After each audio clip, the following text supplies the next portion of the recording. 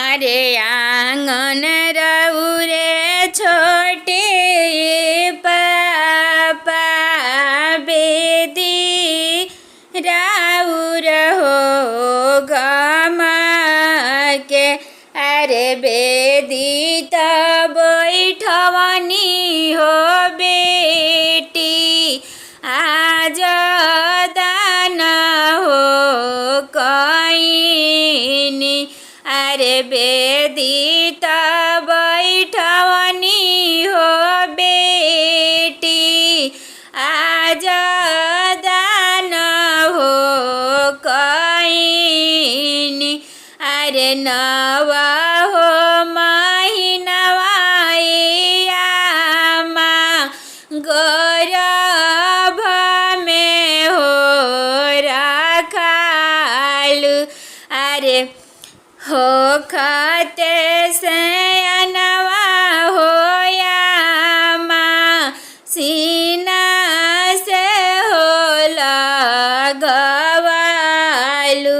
अरे आजू दिनवा ए हो मोरे आमा कितना कठोल हो भइलू।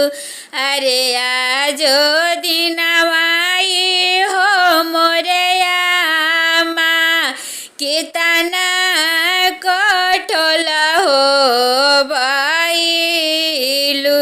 अरे खोरवाना खोरवाना हो आमा दूधवा हो पियावालू। अरे दहिया तू काटी हो आमा बेटी के हो खियावालू।